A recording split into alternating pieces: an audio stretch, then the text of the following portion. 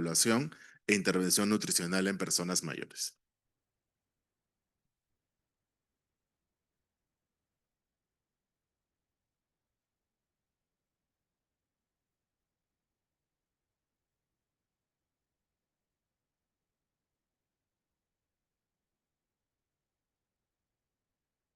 Thank you again. And I try to save some minutes. You are late. I might imagine that you are tired.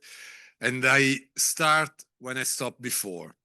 And I think that I can also start from the last sentence of my colleague from Canada, but you are from Argentina. He speaks Italian very well. And because it's now I want just to focus what we can really do for the old patient. Because as you understand, in a few seconds, the old people can lose everything. But the good news is I start again from here for this graph, because we can try to improve the intrinsic capacity again, and we can obtain results even in the old patient in terms of reverse or slow decline in capacity, in terms of the management of advanced chronic condition. So we start from here, from the young people, reinforce generic health and lifestyle advice and usual care. And now we go here with the patient with limited mobility. You know that there is a simple way to assess the mobility, the short physical performance battery score, 3 tasks, balance, walking speed, a chair stand test. But if you have this limited mobility, we can do something. And the WHO suggests that we can have exercise, nutrition, the combination of these two interventions, and also now is another important issue, the device, the technology, the wearable that can help not only the young people, but also the old people. So now I want to show you what we have done, not for the young people that I showed before, but for the old people. Because 10 years ago, we start with this call in Europe. The call of the European community was developing innovative therapeutic intervention against physical frailty and sarcopenia. And we submit this proposal, the sarcopenia and physical frailty in older people, multi-component treatment strategies, the SPRINT project. I want to show you briefly that this SPRINT project, that is a trial, the phase 3 trial, with a focus on the old people with frailty and mobility impairment, but not disability. So immediately before to develop mobility disability. And the intervention was exercise, diet, and technology. This was the register in the clinicaltrial.gov. This is the main characteristic. This is a multi-center trial in the Europe. We are here in Rome. We coordinated all the trial. I was the PI of the principal investigator of this group around the Europe, the south of Europe, the center of Europe, and the north of Europe, also in Finland, in Ireland, the UK, and in Czech Republic, in Poland. So we are really representative of the Europe. And really briefly, what was the target population? The target population was the old people with physical frailty and sarcopenia, the loss of muscle mass and muscle strength, but with the ability to complete 4-meter walking test at usual speed pace within 15 minutes. So impairment with the sarcopenia, frailty, assessed with a short physical performance battery score, but even ability to complete, so able to walk. An intervention, physical activity, nutritional assessment, and dietary assessment. In particular, the intervention was protein intake and vitamin D, and health technology. So, 2 arms, we enroll 150 subjects, and we have 2 treatment arms. One received this multi-component intervention, so the active group, and the other one was acted as a control group with a successful aging program. So only education, no specific intervention. So now you are student, you will be medical doctor.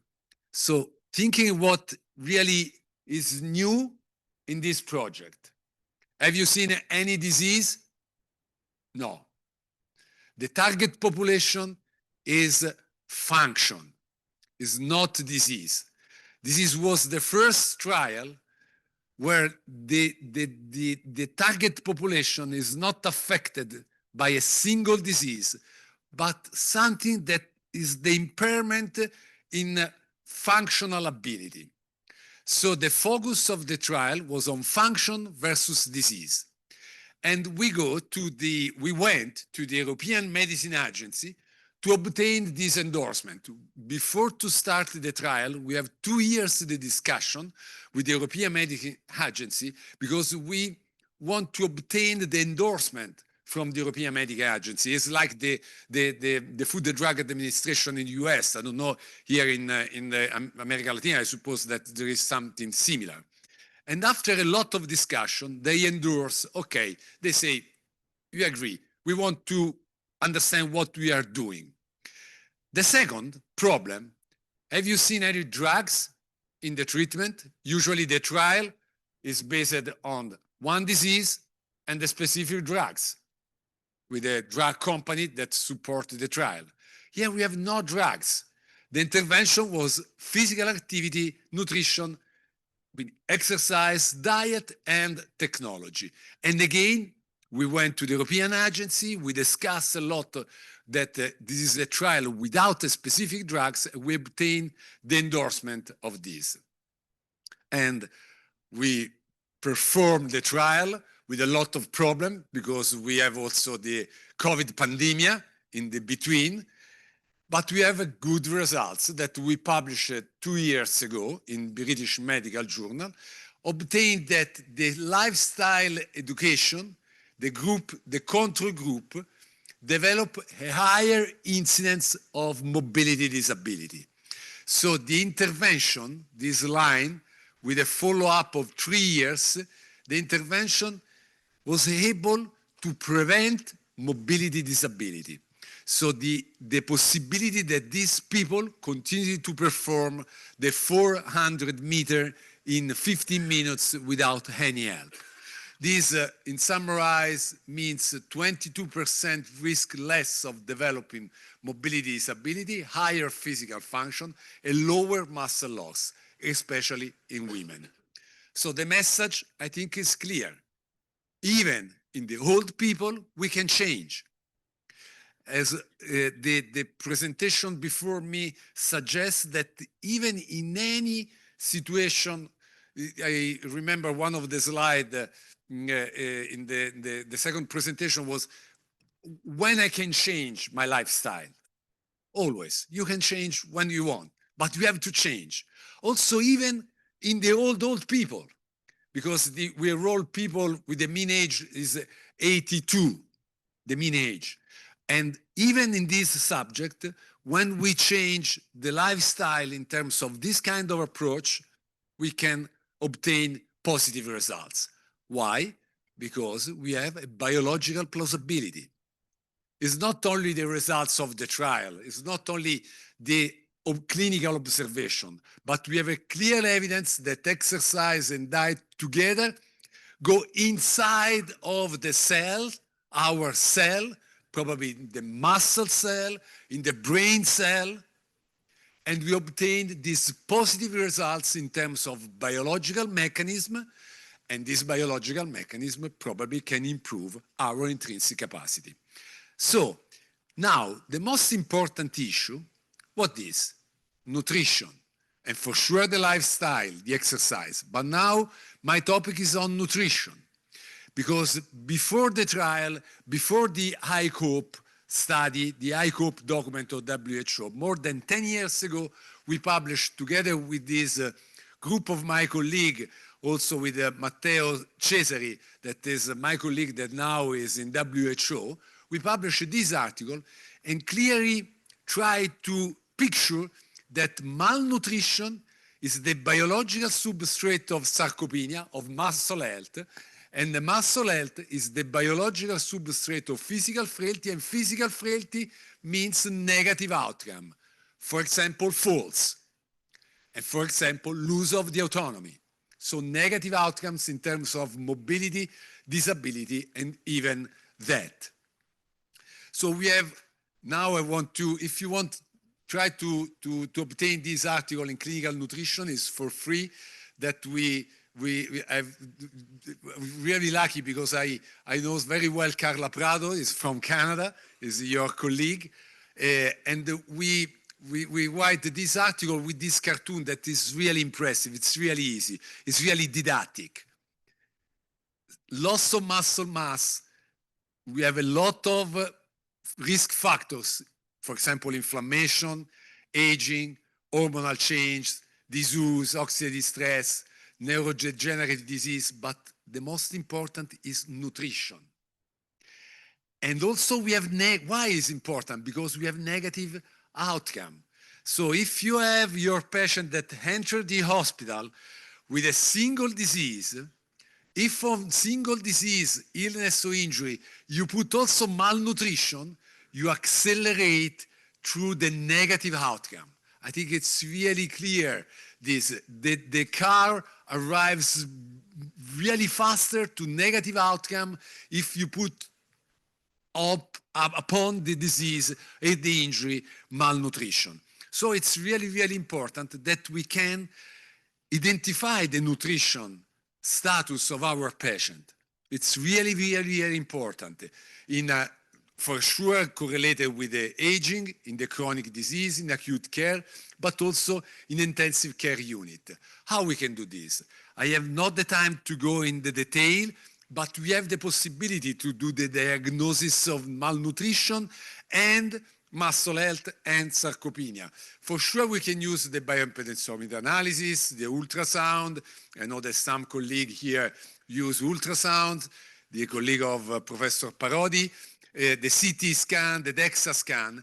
But I want to say that also anthropometry. That means touch your patient. Start from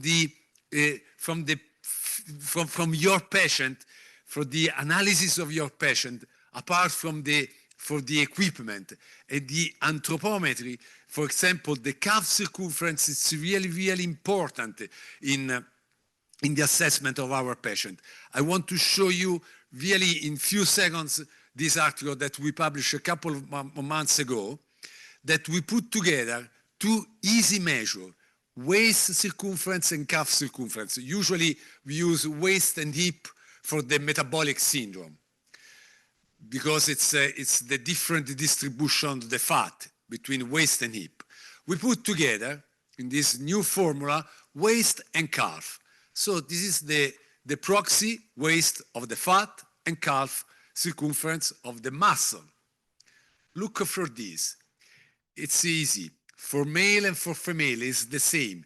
In the higher quartile of waist circumference, so this means in the higher level of waist, and in the lower level of calf circumference, this one, we have the higher risk to develop diabetes.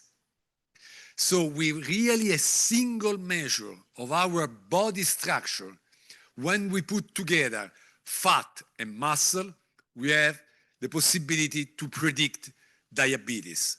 So this just to give you a message how it's really, really important to do this kind of assessment of the nutritional status and the body composition. Finally, nutrition is really important when the subject enters the hospital. It's similar to the last sentence of the previous presentation. Even when you enter the hospital, in few days, you have a fire in your body. In few days, you lose a lot of muscle mass correlated with nutritional status. In 2 weeks, this is a fire in your forest, and after 6 months, you start again in the forest, completely burned with this new plant, with new tree. So in few days, you lose a lot of muscle mass correlated with nutritional status, and you spend 6 months to try to regain something. And it's important because we have the strategy to try to put water on the fire in your forest. Vitamins, energy needs, amino acids like leucine hydroxymethylbutyrate, that is an active metabolite of leucines, other amino acids, higher protein intake, multimodal intervention together with the exercise. So we have a lot of evidence that we can do something to avoid and eventually to treat the fire caused by malnutrition. And again, we have a specific clinical evidence because we have evidence that this is a muscle cell that, for example, amino acids can stimulate the protein synthesis, and, for example, vitamin D can block the cascade and then block the protein breakdown. The mechanism is complex. It's like, I don't know if you know the pachinko game in Japan.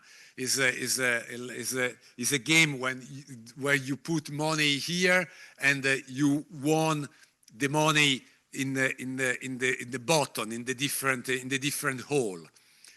And the mechanism, our body is like a pachinko because we have some bars that we cannot modify, non-modifiable factor, like, for example, age, gender, the gene. But the other one, we can modify. We can try to modify the trajectory of, for example, the food intake, how the food intake and the specific metabolite arrive at the blood and then to the muscle. Mealtime, physical exercise, so the combination of physical exercise and biome. So the take-home message, it's easy. Together with the guys, my colleague that works with us, Joseco Helio Jr., is a Brazilian guy.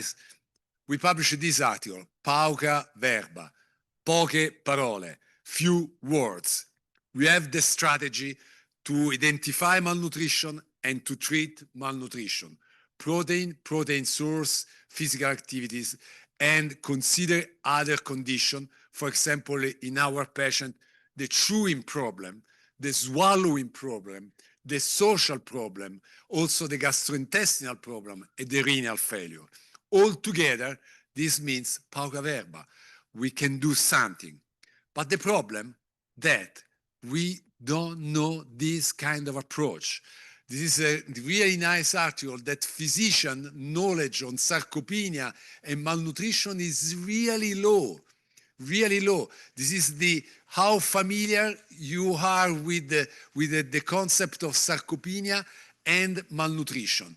The geriatrician is higher rate to be familiar, but the lower rate is in internal medicine, in family medicine, and in physical medicine and rehabilitation.